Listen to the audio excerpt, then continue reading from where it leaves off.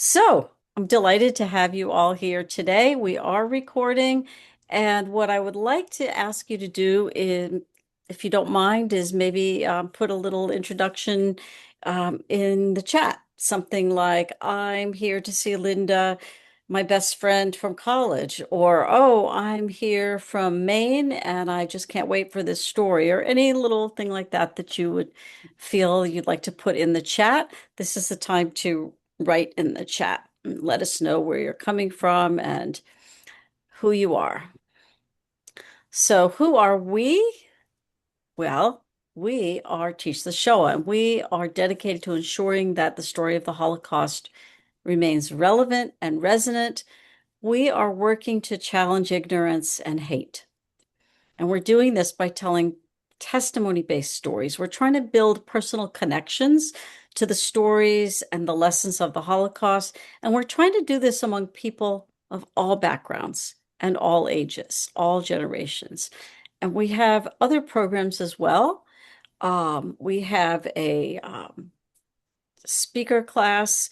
You can take the 6-week class that Linda herself took, that I myself took.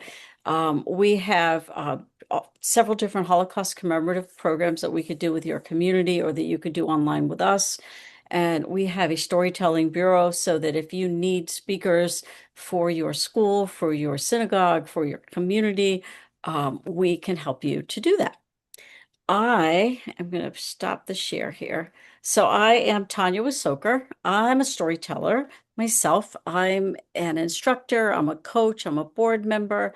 And with me tonight are two people, Lynn Feldman, who is going to be doing our tech in the background. She's our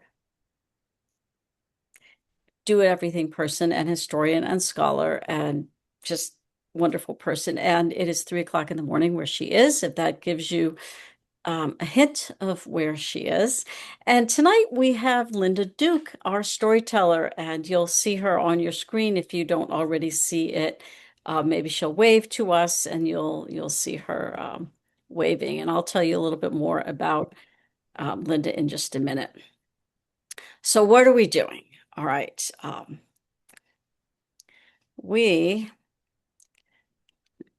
doing the same thing with my mouse as last time too. So we're going to be doing tonight some storytelling. Now, every telling requires an audience. That would be you and me. And together with Linda, we're going to embrace this story of her father. We're going to be listening. We're going to be noticing. We're going to be paying attention.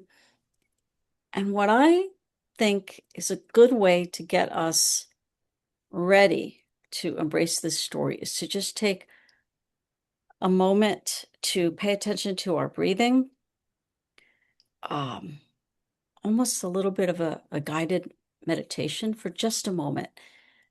Start with taking a deep cleansing breath. Just bring in that oxygen. And when you let that out, you're just letting out not just the CO2, but all the tensions of the day. Notice your posture. Um, It's a good idea to have your feet on the floor, be seated comfortably in your chair. I like to lift my head, maybe stretch my spine. And I think it really helps if you do a little shoulder rolling. The idea being to just be relaxed and open. Take in another breath and out and in and out.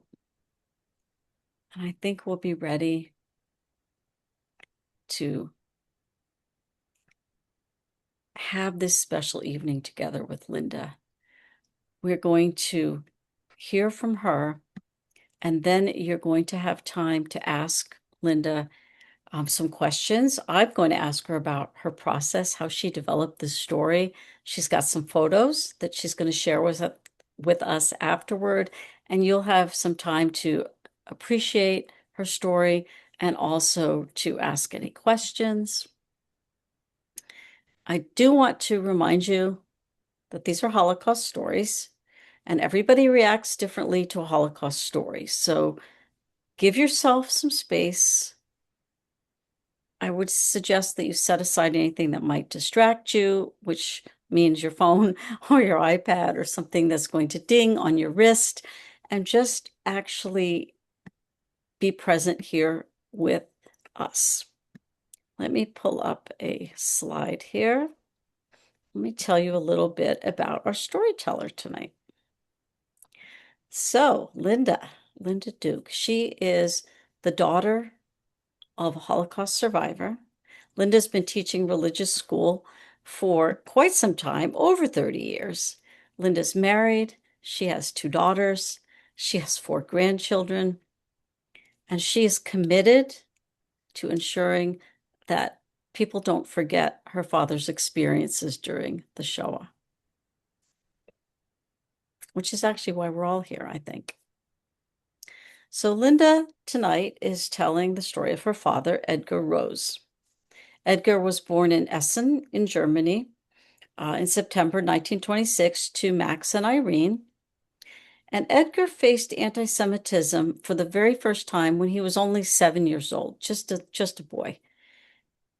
Edgar and his parents and his younger sister Miriam had to move to new countries throughout the war, always staying a step ahead of the Nazis. Let me pull this down so that we can get ready for Linda. I would like you to please keep your mic off, if you don't mind, during the story. And I see that you've written all these lovely things on the chat. While Linda's telling her story, I would say let's stop posting in the chat for now because it can be really distracting to a teller to have that little box lighting up. And then when Linda's done, we will have a chance to tell her and write anything that you would like to write. So Linda's going to be using first person. She's going to tell her father Edgar's story beginning in 1933. This is when Edgar was 7 years old. His parents, his younger sister Miriam, and he were living in Essen, Germany. They had a nice life there as part of the larger community, both the Jewish and the non-Jewish world. Let me spotlight you and mute myself. Today is going to be a great day. Today I start school, real school, first grade. I am so excited.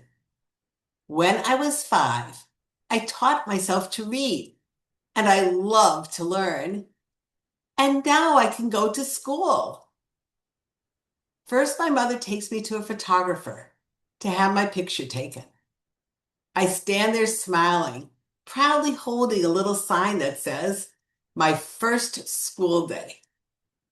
And look, there's the school. We're almost there. Outside the building, there are 2 men in brown uniforms. My mother hands one my papers. He says, "You're Jews." Yes, my mother says. "This school is for Germans." But we are Germans. My son was born here. No, Jews are not Germans. They are animals. There is no school for them. That night, my parents talk about what happened at the school that morning. They also discuss my father's furniture business, which had been doing really well, but not lately. Signs have been placed in the window saying, "Germans do not buy from Jews." Nazis go in and take whatever they want without paying. My parents decide it is time for us to leave Germany, and so we do, moving to Ostrava, a city in Czechoslovakia.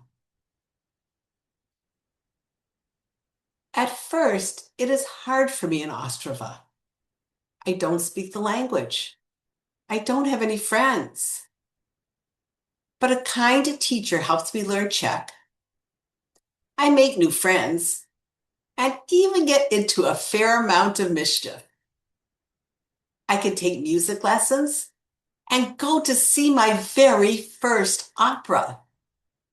Life is good until it isn't.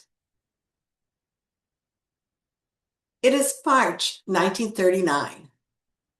My father is away in Istanbul, Turkey on a business trip.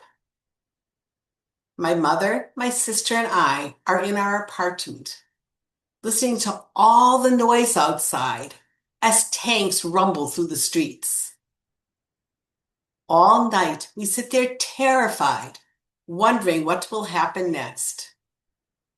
The Germans have invaded Czechoslovakia, and we are once again under Nazi rule. Things change quickly then. My mother has to hand in all our valuables and our radio, so we cannot hear the news. Food rationing is started, with Germans getting the most, Czech getting less, and Jews getting even less. Somehow, my mother manages to keep us fed, but just barely. The fall, I can no longer go to school. And when I go outside, I always have to look around and be on the alert for members of the Hitler Youth. And if I see any, quickly hide so they do not beat me up. And then in October, the Nazis order all Jewish men and boys over the age of 14 to report to the train station, where they are placed on trains and sent to Poland to build a labor camp to support the German war efforts. The next morning, with all the other boys about my age, all the other Jewish boys about my age, have to go to that train station and pick up anything these men and boys, some just a year older than I am, might have dropped on the way to the trains. I wonder how they will feel when they realize their items are gone. As I work, I am so grateful that my father is still in Istanbul, having never returned to Ostrava after the Nazis invaded, or he would have been on that transport. And I know how lucky I am to be 13 rather than 14, or I too would have been on that transport and taken away from my mother and my sister. Today is a very special day. Today I become a bar mitzvah, a Jewish adult. I am sitting now in what used to be the Jewish school, having entered secretly a little while earlier. And look at me, look at me. I am wearing a new suit. Can you believe it? With all the rationing, with all the people who do not want to sell to Jews, I have a brand new suit. One day, after all the stores had closed for the day, my mother went to visit a shopkeeper with whom our family had done business for years. She pleaded with him to sell her a suit for me to wear today, and he agreed. My mother and my sister, though, are not here with me. It would have been far too dangerous had anyone seen them try to enter the building. In fact, the only other people here with me are about 10 elderly Jewish men, too old, too frail, too feeble for the Nazis to have included them on the transport. And so, without any of my family here, none of my friends in the room with me, I am called to the Torah and become a bar mitzvah. That spring, it is my responsibility to lead the family Passover Seder. I look at the wine in our glasses. Not real wine like we've had in the past, but some kind of very primitive wine that my mother learned to make using only raisins. It was all she could find. I look around the table at my mother, my sister, and my father's empty seat. And then I begin to tell the story of the ancient Israelites being slaves in Egypt and how God parted the sea so Moses could lead them to freedom. Tonight, we celebrate the ancient Israelites' freedom while we ourselves are living under Nazi rule. Later that year, my mother figures out a way to get us out of Ostrava. In 1939, Czechoslovakia was divided into two countries. The Czech Republic, where Ostrava is, and which is directly under Nazi rule, and Slovakia, in name a free country, although under the leadership of a highly anti-Semitic man who collaborates with and supports the Germans. Still, my mother thought we would be better off there. She went to the authorities in Ostrava and convinced them that they should deport us to Slovakia, where she had been born and where her sister still lives. We leave today. I look around our apartment for one last time at the many things we are leaving behind and think about how wonderful our lives were here before the Nazi invasion. Because we are being deported, we are not allowed to travel by ourselves on the train. Instead, a Nazi has been assigned to accompany us and ensure that we do leave the country. I do not like being with him. At one point, he turns to my mother and says, "Sarah." Her name isn't Sarah, it's Irene. But the Germans call all Jewish females Sarah. "Sarah," he says, "you know we are going to kill all the Jews. We are building extermination camps to accomplish this." I am so relieved when we cross the border into Slovakia and he goes back to Ostrava. We stay in Slovakia for a couple months, living in a guest house that my aunt owns. My sister and I do not go to school and try to help out around the house as best we can. And then one day, my mother tells us that she has false papers, visas, and passports, so that we might travel to Turkey, posing as Christians going on a vacation. It won't be easy.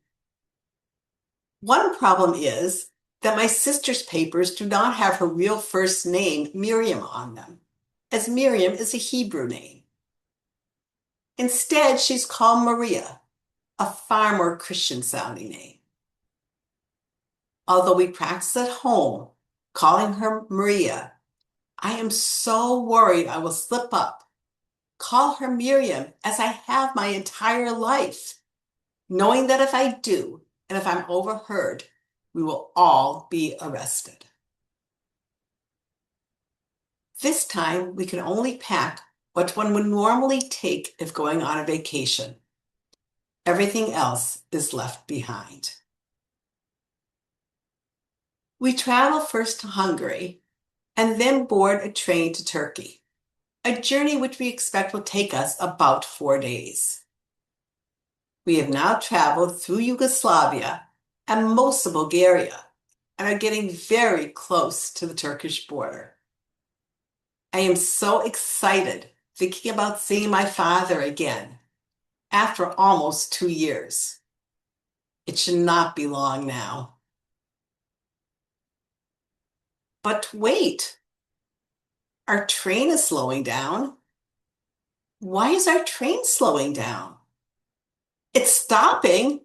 Why is our train stopping? There's no station nearby. In fact, we're in the middle of nowhere. Why is our train stopping? We have been so careful to keep our distance from other passengers. But despite this, did someone realize we're Jewish? Are we going to be arrested this close to the Turkish border?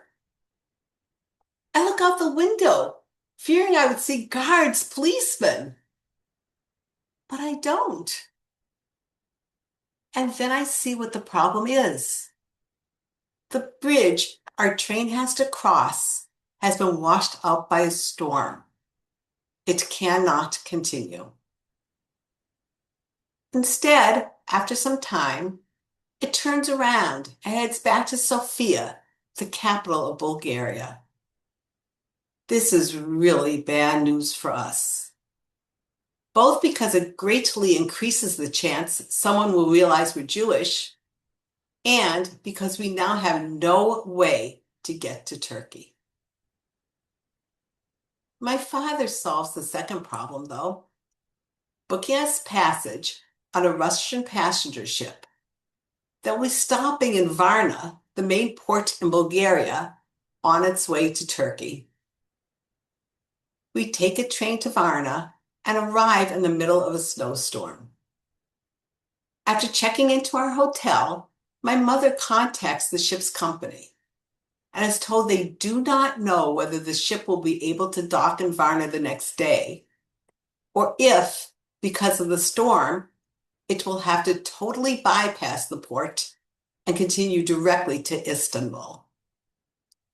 We are all very aware that this ship is probably our very last chance to get out of Europe before further Nazi invasion. Luckily, the next morning the ship does dock in Varna and we embark. It is a very difficult crossing, and almost everybody on the ship is severely seasick. Not me, though. The next morning, I, with just a handful of other passengers, go down to breakfast. And for the very first time since food rationing started in Ostrava, I could eat until I was actually full. What a treat for a growing teenage boy. I don't think I will ever forget how wonderful that breakfast was. And then finally, our ship arrives in Turkey. It has taken us almost 3 weeks rather than the 4 days we had expected. But at last, here we are, reunited with my father, and being able to once again begin to build new lives for ourselves in yet another foreign country. And we do. I learned some Turkish, but also English, so I can attend an American school called Roberts College, which was really both a high school and a college. I make new friends, join the music club, and learn to swim. My father buys me a small boat, kind of a combination rowboat and sailboat, and I spend many happy hours on that boat during the summer. Best of all, though, my mother, my father, my sister, and I are all together and not living under Nazi rule. Others, though, are not so fortunate.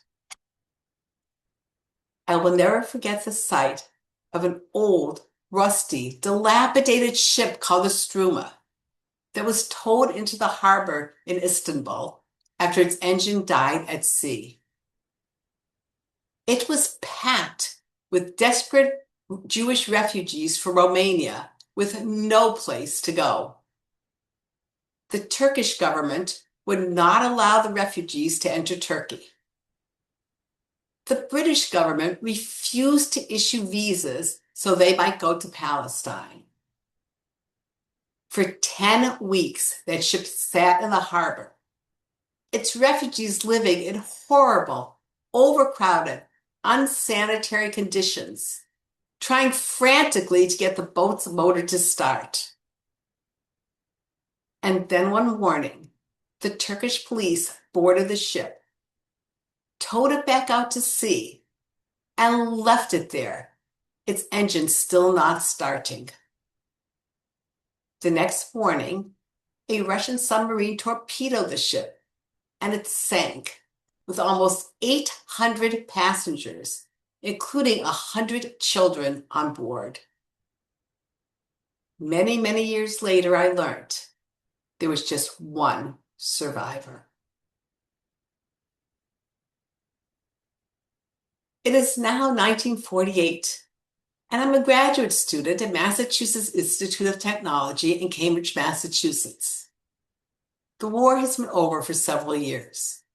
My parents will never speak about it. Occasionally, we've had news of a friend or relative who survived the war, but far, far more frequently, the news is of those who did not survive. One thing I did learn after the war, though, is that at times when I thought my father was working overtime on business, he was actually smuggling armaments to the Slovakian partisans who were fighting against Hitler. I felt so proud of him when I learned that.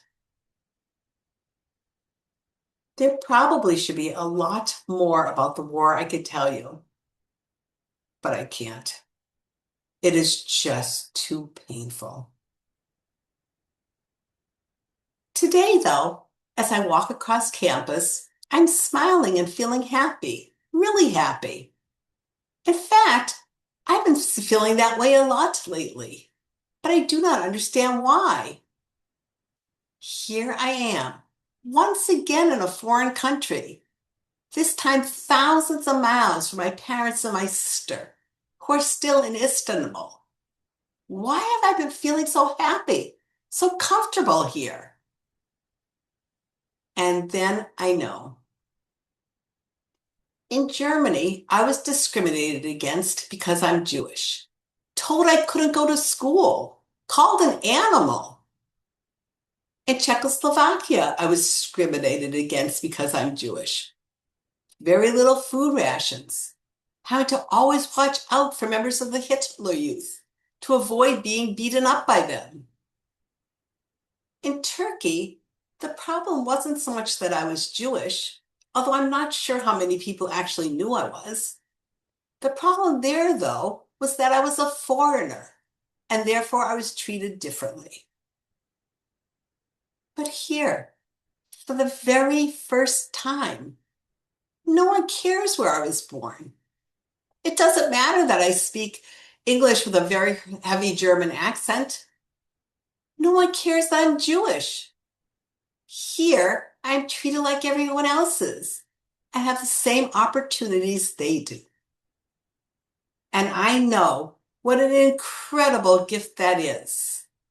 One I will always cherish, never take for granted, and do whatever I can to protect. The amazing yet simple gift of being treated as an equal, like everyone else.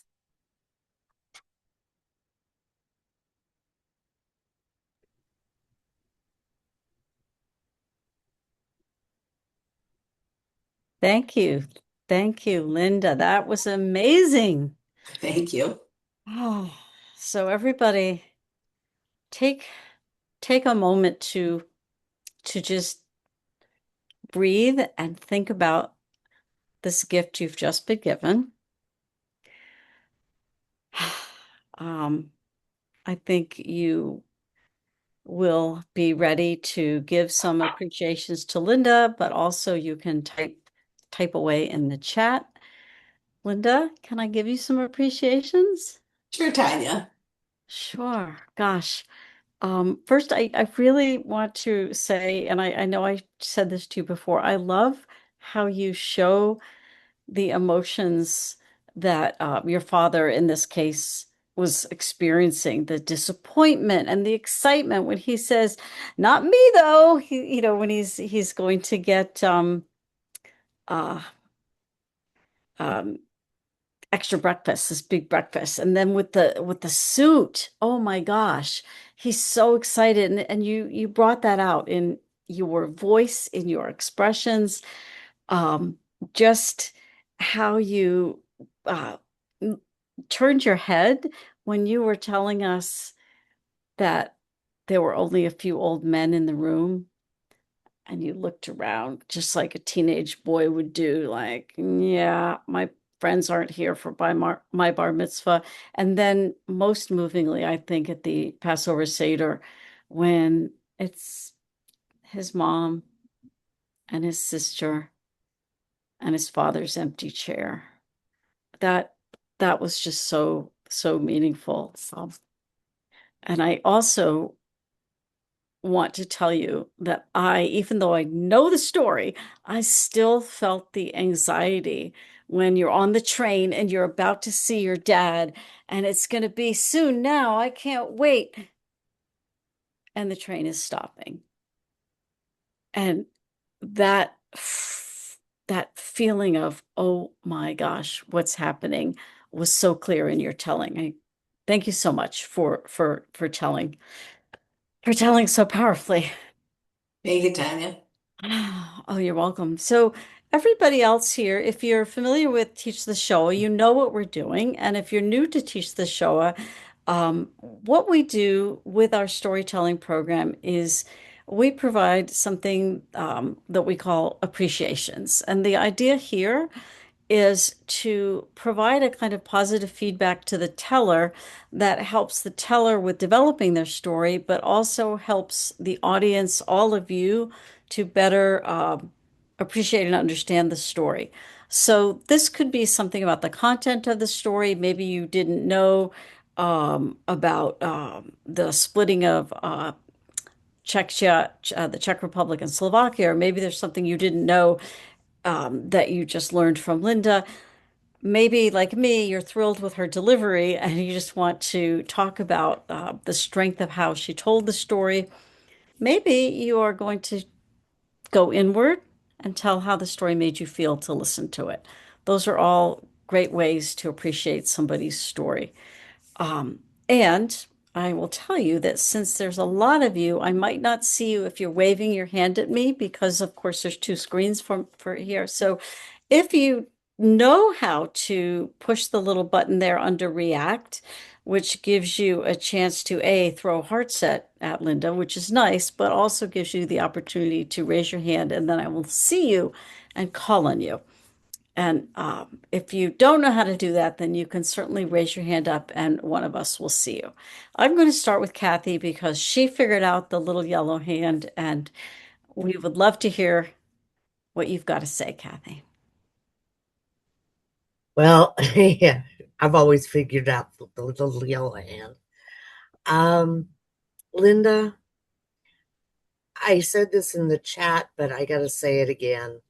No matter how many times I hear this, it is just such an amazing story with all the all the ups and the downs and I mean, you can't I can't imagine what that must have been like for him.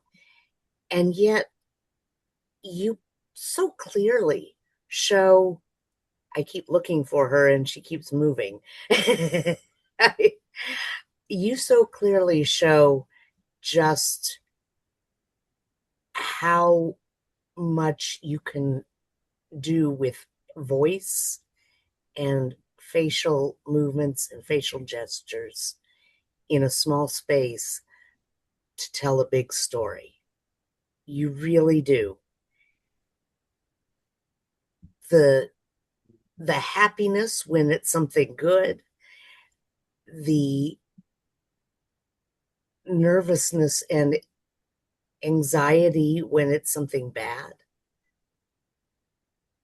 the growing up from 6 to like what 16 and then college age, all of that comes across so clearly and it feels so genuine.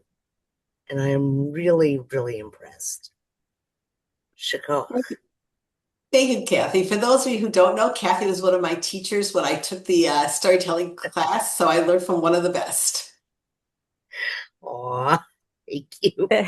That's so sweet. And thank you, Kathy, for sharing that. How about Michelle, who's another Teach the Show storyteller? Linda, thank you so much. I haven't intersected with you, but after the last great storyteller, I know you had concerns. How do I follow that? And just like he did, you have hit it out of the park. It's amazing because you were you and you did your things, such as, and I think Kathy was referring to this. I think Teach the Showers should sort of have an index of this technique is used by this person and you're welcome to it, but this is so much this person. And in your case, it's the head turning. I have never seen it done before, but you were checking out over there and you were checking out. And each time that head turning meant something different.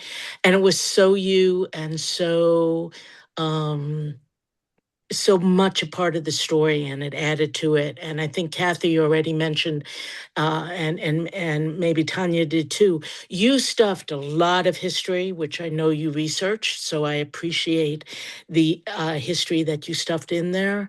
That was it's so instructive, especially when, notice I'm not saying if, but when you take this on the road, you will be teaching a lot. And I really enjoy it. And then on a personal level, as some of you know, I am in the extraordinarily baby phase of developing my father's story.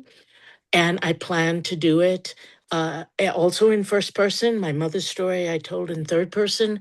And I'm just so glad to see how you pulled it off and you're an inspiration to that baby effort that I'm at, to see that a woman storyteller can tell the story of a boy and a man. And that's exactly what I'll have to do too. So thank you for the inspiration. I was riveted the whole time, and my heart at some of those passages was just going pitter patter, and my breath being held. So pretty amazing. Thank you for sharing. Thank you so much. Thank you. Michelle, thank you. Thank you for all that nice commentary. Ah, Susanna. Yes. Hi, Linda. I don't think we interacted or overlapped before, but I feel due to your very vivid storytelling, I feel like I was in the room with you, and I think Michelle mentioned it had to do with your rich body language as well. I felt like I moved there into your father's story with you in the same space, and I really, really appreciated that. And also, I haven't met your father, but I feel like you really introduced us to him and to his life and to his story in such a tangible way. I feel like I was growing with him as you were sharing different parts of his story. Uh, I could sense the growth that he was going through, and I was growing in that story with him. So thank you for that mesmerizing experience. And what I heard you sharing also, and it was sort of behind the scenes almost, behind your father's story, was an incredible strength and presence of his mother. His mother sounded in these stories as a decision maker and somebody who was incredibly brave. And I almost wished when you finished that I would know more about her story, her perspective. So thank you for that. I found it to be really, really captivating, and I do want to hear more. And as somebody who grew up in a Jewish family in Slovakia and former Czechoslovakia, I was wondering, as you're introducing sort of geography history, where in Slovakia did your aunt or great aunt live, and where did your family survive part of the? Yeah, I can say that information, Susanna. I think it was Shpishka Podorati, which I'm sure I'm not pronouncing right. I know they spent some time there, and I believe that's where my grandmother's family was from, where the aunt would have been. I see. Yes, I'm very familiar with the area, Okay. and you're very close with the pronunciation. So Both of being thank you. touch enough, figure out the location where everybody was. Mhm. Thank you. Kol hakavod. Thank you. Susanna, thank you. And thank you for illustrating what I think is one of the most powerful things about what we do here, and that's creating community, that connection that you're just talking about with Linda. Hell, I have family members from the same place. Let's get together and talk. Um, That's what we're here for, to strengthen our connections with one another as we're doing this work. So thank you. Thank you for that. I think we're going to move on because I really want to be conscious and respectful of your time. Um, if you would like to add something sweet for Linda, please go ahead and take a few minutes to type it. I will save this chat and then I format it nicely so that Linda can read all the nice things you're saying. But right now, I think this is a good time since really Susanna just really brought up this idea, and so did our other Michelle was just talking about how you developed the story. So Linda, how did you decide to do it this way, to talk in your father's voice as a child, in present tense, and then moving us forward in his life? Tell us how you did it. The first time I heard one of the teachers of the show at Storytellers Tell the Story, she did do it in first person. And I just found it was just incredible. It was like you were listening to the person themselves. And I know it can be effective first or third person, but that idea just really stuck with me. And when I started taking the storyteller class, I decided there was no way I could ever do my dad's story first person. It just wasn't me. But the class was wonderful. The first time I was paired in a breakout room with another member to do our 1 or 2 minute little scenes that we started with. I said to her, you know what? I'd like to try something tonight that will probably be a total disaster, but I'd like to try it if you're willing to listen. And she said, sure. And so I started telling this short scene in first person, and instantly it just felt right to me. I mean, I was sure I couldn't do it, but as I started doing it, I realized this is the way I want to tell the story. And it kind of built from there. And I don't honestly think I was aware that I was doing it all in present tense until somebody in that group, or maybe when I told it to you, Lynn, or somebody else, said, "You do realize you're doing that all in present tense? That's great. It's really good. You could do that." But I don't think I was even aware. I think it's something that just happened as I was doing the story. But it was really important to me that my dad's story be remembered. He, for years and years and years, as was typical of a lot of survivors, would not speak about it at all. When he did start telling me about it for the first time, he was about 70. My older daughter asked him to tell about his childhood. And even there, we got just little teeny tiny bit of information. Anytime he got to anything really difficult, he backed away from it. And then throughout the rest of his life, he started becoming more verbal about what had happened to him during the war. Still a lot he couldn't really deal with the emotions, but you heard more and more of the story. And at one point, I put together a book just for the family, trying to summarize all the different things he had told us at different points in time. And then once he died in 2020 and could no longer tell the story himself, I decided someone needed to do it for him, that he would want his story and the message at the end, which he felt very strongly about, to be kept alive. And so that's kind of where I got to where I am now, was the combination of really deciding I needed to do this story and being so inspired by the first person, and it just felt right to me. Well, it was very effective, and I really appreciate that you can explain it so well to us. Can I show you some photos? Yeah, definitely. I think the photos will help with, let me undo that because I don't like how I just did that. So hold on. Let's make sure we're just doing what we want to do. And if I don't do it right this time, I'm going to undo it. There we go. I think that's better. Yeah, so this will give people a much better idea of how adorable your father was, so that when you said, "Look at me," now we see the little boy who could be so excited.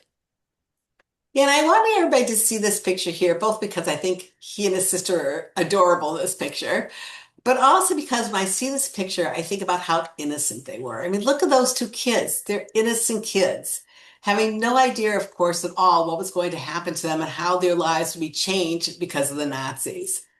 I think not just to how innocent they were and how their lives were affected, but about all the incredibly innocent children who also were affected by the war and in so many cases actually died because of the war. So it Mm, just reminds me about how innocent these people were. great. And this is the photo where my dad's story started, his first day of school. The little plaque he's holding does say my first school day in German. I have no idea at all how this photo survived the war, how my dad still had it. But Hmm. when we took the class, we were told to first, before you work on a scene, get a picture in your mind of one moment. And this one was just such an easy one to start with because I actually did have the photo of that moment when he was proudly standing there before he was told he could not go to school. A great moment. This picture is my dad's family. It was early on when they were in Turkey. I don't have the exact year, but looking at my dad, who's on the far left, and his height and how he's dressed, he was clearly a youngish teenager at the time. He's standing next to his mother and father. The man in the back was a family friend. I don't have a name. And then my aunt is on the far right. But the reason I included this photo was actually because of the person on the left, the man on the right, rather, standing next to my aunt because his name is Joseph Spada. And I talk in the story about how my dad, after the war, found out that his father was helping smuggle armaments to the Slovakian partisans. And the person who he did it with was Joseph Spada. At the time, my dad when this picture was taken, just thought he was a family friend. He obviously did not know anything at all about the smuggling until after the war. But in fact, that's how they did it. Through an import-export business that they worked on together, they were able to smuggle these armaments into different shipments they were sending to Slovakia. And that's how they were able to try to support the partisans there. That's an amazing photo to have for sure. And this is my dad and his sister in that little boat he was so happy to be in. He loved being out on the water.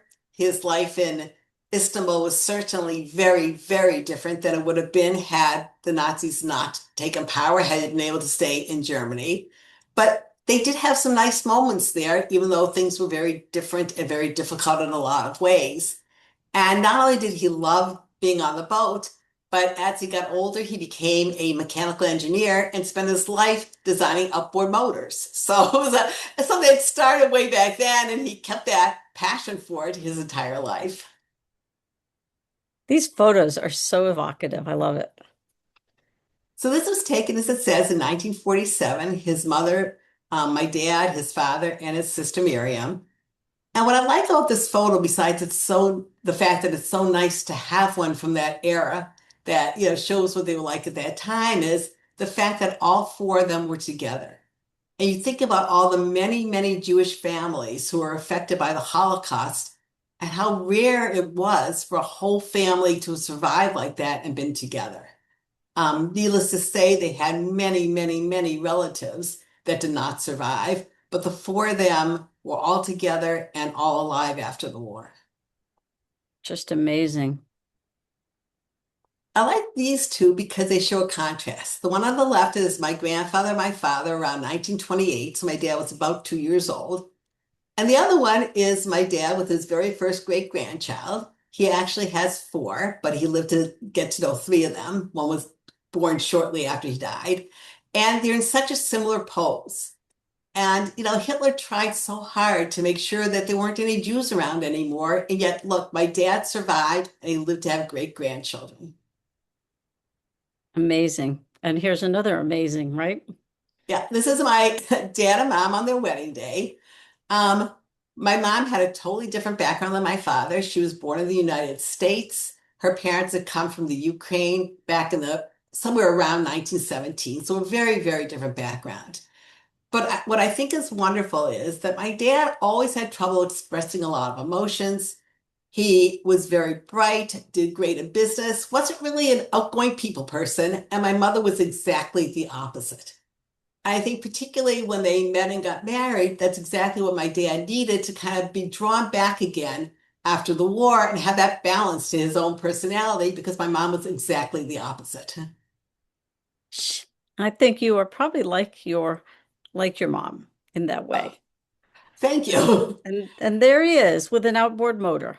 Yeah, and this one I put in here because this was actually taken in the front of a magazine that's put out by the American Powerboat Association. My dad, through his work, got involved with his organization, and what the organization did was run boat races. And so he would go as an inspector and decide whether the engines, in fact, met the requirements for whatever race was taking place. And the organization had very, very few Jews, maybe a handful out of 2,000 members or so, very, very few. And a lot of the members in the boat racers came from places in the US where they probably had never met a Jew besides my dad, but they did know he was Jewish. And at one point, he was elected president of the organization. And that, I think, made him so proud, not just because they thought enough of him to elect him as president, because it went back to that message that they felt was so important, that here he had the opportunity to lead and be accepted by a group like the American Powerboat Association members, even though he was Jewish. Kind of exactly what he meant. He could be treated as everyone else. He got great opportunities in the US, and he always felt so strongly about what a blessing that was.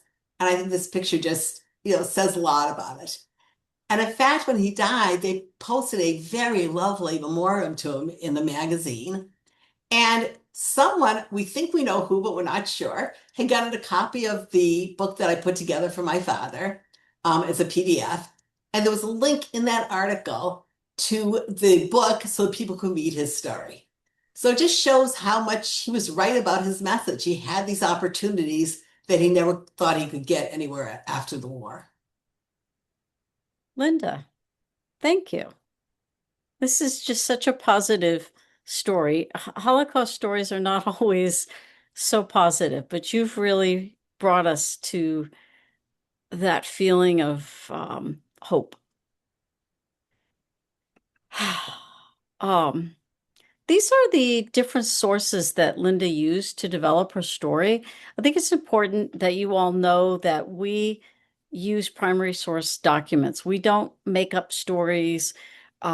We don't just say whatever we want. We use the words of the person themselves, and it doesn't always have to be your relative. It could be a story of a complete stranger to you, but you have some documents. You've got maybe some recorded testimony. You've got diaries. You've got a memoir, something that you can use, letters. And that's how we're creating these stories, not through simply just making up stuff. And I really do want people to understand that. When we say storytelling, we mean it specifically in the way of I'm telling your story. And I think that Linda did a great job with that this evening. I'm looking at the clock. I see we have 6 minutes left. So I think I could probably take a couple of questions and then we will wind up and I'll lead you out. Does anybody have a question about any of the story here? Don't be shy. This is your opportunity. Violet, go for it. Linda, you were marvelous, absolutely marvelous. And my question is, how long did your grandparents stay in Turkey? That's a really good question. I don't have the exact year. They stayed there for several years after the war. My aunt was about a year and a half younger than my father, so she finished school there. And then she moved to Switzerland. She went there originally to school because she wanted to learn hotel management. Her goal was to move to Israel. At the time, she was told hotel management would be a great career because more tourists would be coming in now that Israel was a country. So they stayed at least until about 1950, maybe slightly longer. But they never really wanted to stay in Turkey. It was just so different for them than the culture and all that they'd known back in Germany. And eventually they decided to leave. I don't know whether they could have gotten into the United States then or not. But they also didn't quite want to go to a place with a different language and that far from where they were used to. And so they ended up moving to Vienna. And for years and years, I couldn't understand how they could possibly go to Vienna after the war. I mean, to me, that just seemed like one of the last places you would want to be. But in fact, the reason they went to Vienna was because it was one of the few places they could go to. Since they had both been born in Slovakia, they had been citizens of the Austrian-Hungarian Empire. And because of that, they didn't need to make a quota or get visas in order to become citizens in Vienna. So I would guess probably about 5, 6 years after the war, they moved to Vienna and they stayed there the rest of their lives. Thank you. Great question. Kathy, I did see that you had your hand up, but I'm going to call on Linda first, just because she hasn't had anything to say yet, and I want to hear from her. Well, I have. I've just been waiting my turn. And I'll just, on a side note, Linda, my mom's name was Irene. So I'm laughing at the Irene Linda connection there. But I'm curious about why Turkey? How was there like a small Jewish um, community there of people who were, seeking refuge? I mean, I've heard a lot of stories, and yours is truly unique. I've not heard of anybody going to Turkey. China, yes. Turkey, this is a first. Turkey wasn't really a conscious decision on their part. My grandfather had an import-export business, and they did a lot of business with Turkey. For some reason, like intestines would get sent from Turkey into um, Czechoslovakia to use for sausage and so on. So he happened to be there on a business trip when the Nazis invaded Czechoslovakia, and he stayed there.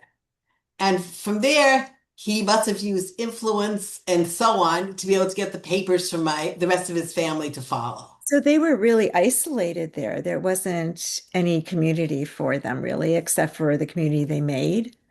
There was a very small Jewish community there, apparently. My dad did mention sometimes going to services there occasionally at a temple, but it wasn't so much, as I said, it wasn't so much, let's go to Turkey, that'd be a good place to wait out the war, so much as that that's where my grandfather happened to be, and it was easier to get them to him than to find some other place for them all to be at that point. It was smart.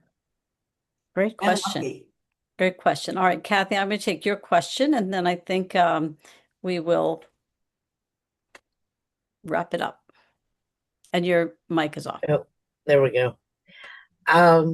Linda, actually, Violet asked the first part of my question. So you've already partially answered it. But I'm curious, was it your whole family except for your dad that stayed in Vienna, or was it just the aunt? Actually, Kathy, it was my grandparents who went to Vienna. Or grandparents? Yeah, my dad's parents. My aunt Miriam actually ended up in South America because she went to school, as I mentioned, in Switzerland to learn hotel management. That was the best place for it at the time. And there she met a Swiss engineer who ended up getting a job in South America. So she actually moved to South America, got married and moved to South America, and lived there for many, many years until both her children decided to move to Israel, make Aliyah, when they were in college. And so once my uncle retired, they both moved to Israel as well. Okay. So you had extended family all over the globe. Yeah, actually, we do because we also have relatives who survived the war in concentration camps and ended up in Australia. So, and we have some relatives in Canada. So we do have quite a lot of different locations where the family ended up. What a That's story. fascinating.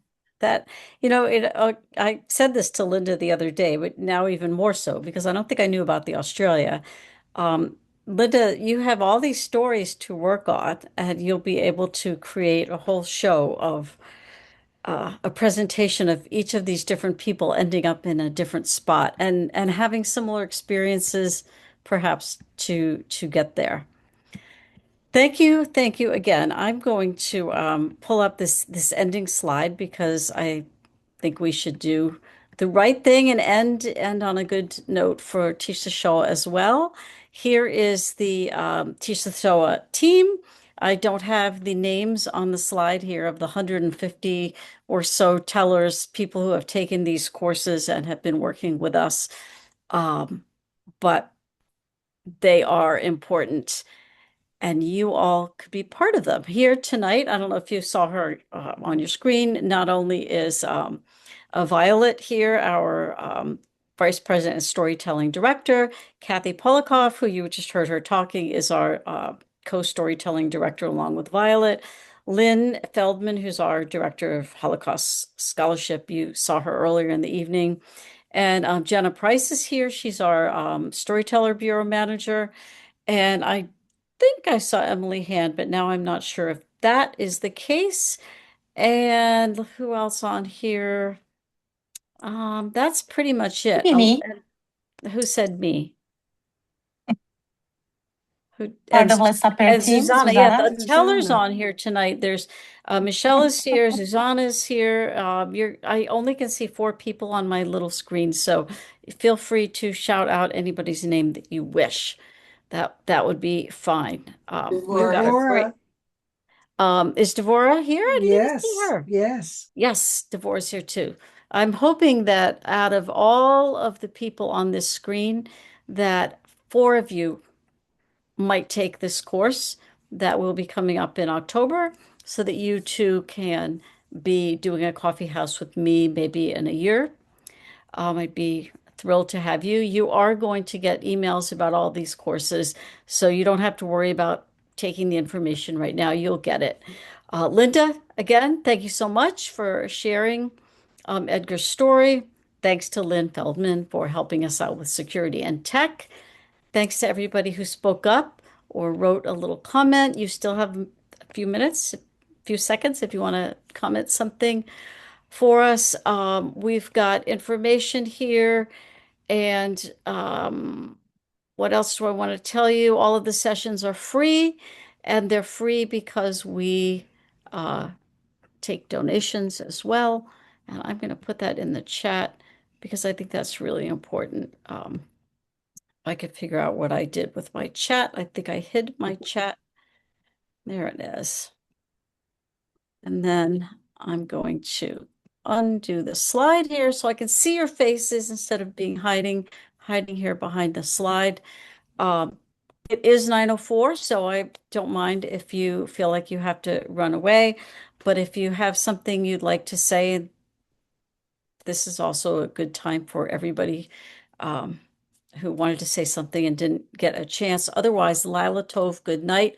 I hope you had a wonderful experience and that you will join us in just a few weeks when Debbie Berline tells her story in the same setting.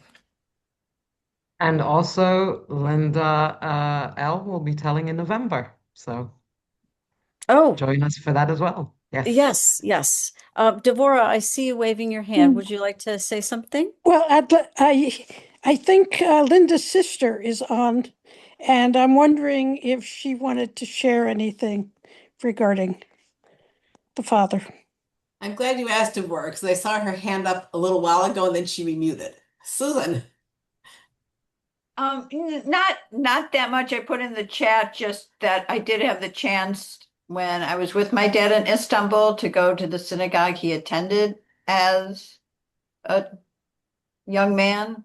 So there was, and that existed from the 1800s. There was a small Austrian German Jewish population in Istanbul. So when they arrived, so that's just an aside. But great job, Linda. So glad you're doing this. That was very nice. I did not realize that was your sister, Linda. Yeah. There you go. But she Anybody decided it else? was my job to be this family storyteller.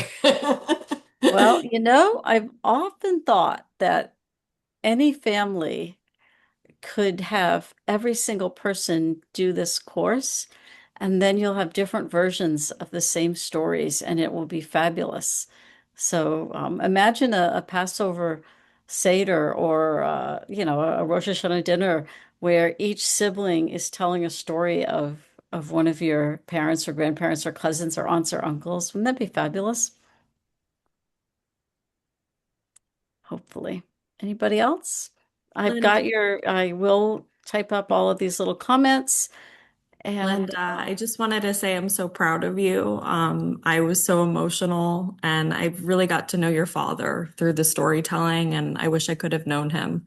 And just I heard his innocence and his resilience and through your beautiful storytelling. And I'm so glad that you included the struma because I know you were talking about researching it, and I really want to learn more about that story. So Thank you, Jenna. thank you so much. That was a piece of history. Who was it that said, it was Michelle who said you had stuffed a lot of history in? And I love that. And I also did not know the story of the Struma. And I found that very moving that you come to this point where Edgar knows he's safe and he's thinking about these last end of war refugees who were not saved. I think that was very powerful to And it's include that. interesting, Tanya, because so many things he blocked, I think, from his memory. And there were so many questions I'd like to ask him, but I suspect that even if he was still alive, he still wouldn't be able to answer them either because he's blocked them out or because it was still too hard for him emotionally to speak about it.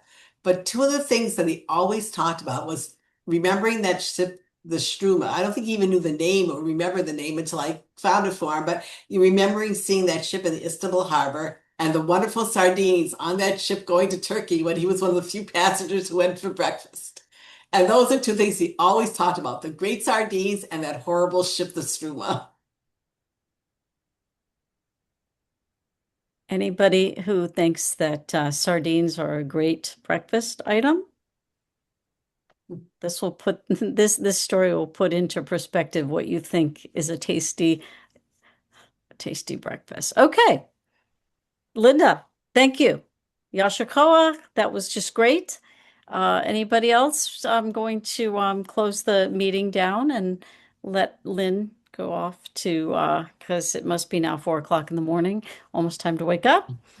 And everybody else, Latov, I hope you have a lovely evening, and we'll see you next time. And thank you, everybody, for coming. Yes, and thank Thank you. you, Linda. You were fantastic. Thank you. Thanks, Ellie and Oshi.